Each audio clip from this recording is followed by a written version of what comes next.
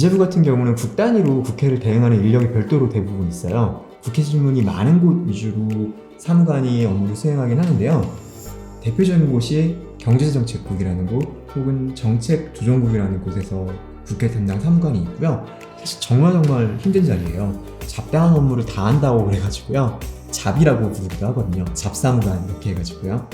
일이 많고 힘든 곳인데 이름은 우스워도 이 자리가 경제정책국, 정책조정국, 예산실 이런 데서는 유구한 전통을 좀 가진 보직이기도 합니다.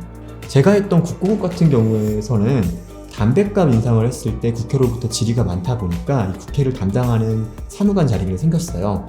그리고 담뱃값이 조금 이슈가 가라앉은 후에는 국고금 관련 법령 관리도 동시에 하면서 국회 담당을 하는 것으로 정착되었죠.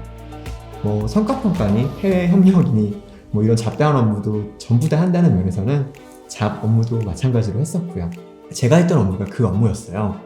이 국회 대응 업무는 일단 상임위, 저희는 기획재정위원회였죠. 여기 전체회의나 소위원회가 열리게 되면은 전날 입수된 그 질의를 체크하고 답변 자료를 챙깁니다. 예결이나 대정부 질의가 있어서 부총리님께서 답변을 해야 하면 마찬가지 역할도 수행하기도 하고요. 저는 국고국의 답변 자료를 전날 다 취합을 해서 다음날 새벽에 국회에 올라가서 국장님께 전달하는 역할을 주로 했습니다. 세종, 서울 이동이 힘들어서 모텔에 거의 머물렀던 적도 많고요. 소위원회 같은 경우는 국 단위로 법률안 심사와 예산안 심사가 이루어지는데요. 제가 보통 먼저 들어가서 계속 배석해 있으면서 어떤 법률이 심사하고 있다는 걸 알려드리고 국장님과 과장님이 필요할 때 들어오시라고 이렇게 전달해주는 역할을 했습니다.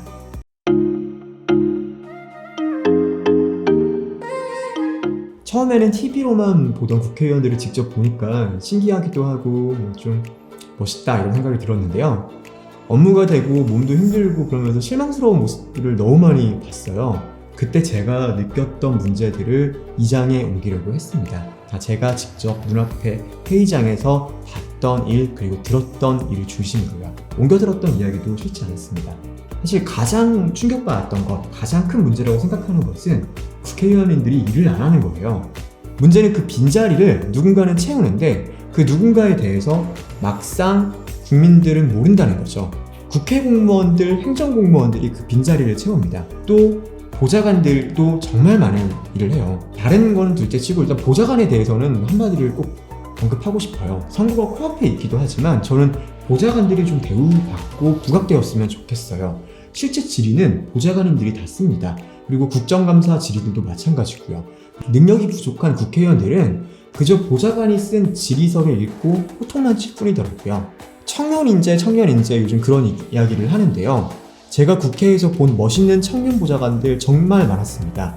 그런데 그런 청년 보좌관들이 왜 부각이 안 되는지 저는 잘 모르겠어요. 정당에서 그런 보좌관들을 국회의원 후보로 좀 발굴을 해주셨으면 좋겠어요.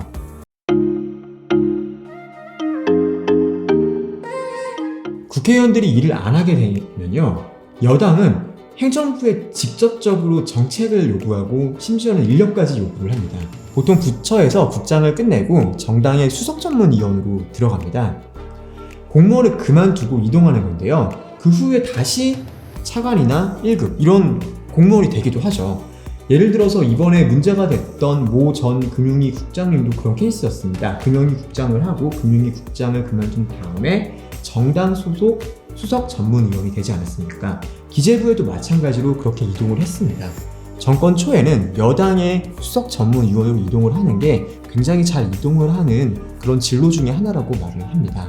여당의 의견을 그렇게 가게 되면 대변을 하게 되어요. 일 하려고 하면은 정보를 얻어야 되고 업무는 해야 되는데 그렇게 되면 실제로 정보를 얻는 곳이 어디가 되냐면 자기가 옛날에 속했던 중앙부처가 되는 것입니다.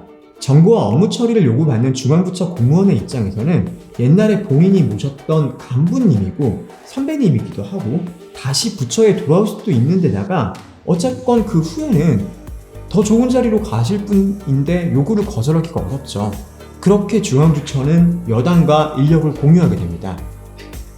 더 큰 문제는 국민들은 이 구조를 모르잖아요. 이게 과연 민주화된 의사결정 체계일까요?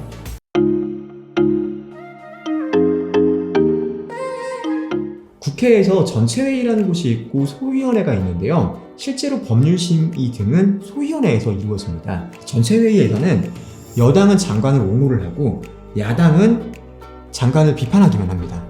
그런데 실제로 정책 그리고 법률이 심사되는 소위원회가 있는데 그곳에서는 언론에 관심이 없으니까 잘 알려지지가 않는 거죠. 어떻게 돌아가는지를요. 소위원회에 계속 제가 들어갔는데요. 국회의원님들의 또 다른 모습이 있더라고요. 사실 잘 참여하지조차 않으세요. 그래서 정족수가 부족해서 소위원회가 열린다고 공지가 되었음에도 불구하고 막상 국회에 가면 열리지 않은 날도 많고요. 언제 열릴지가 모르니까 공무원들은 항상 복도에 대기하고 있어요. 그 대기하는 공무원들이 총괄과장님이고 국장이고 또 차관이에요. 그렇게 대기를 하게 되면은 세종에서는 업무가 원활하게 처리되지도 못하고요. 카톡을 통한 보고서 보고와 전화를 통한 업무 지시는 일상이 되어버렸습니다. 우리나라의 국가비밀은 과거에 카카오톡에 사실 다 있었습니다. 카카오 서버를 보면은 모든 국가비밀이 아마 다 있었을 거예요. 이제는 텔레그램을 쓴다고 하지만 말입니다.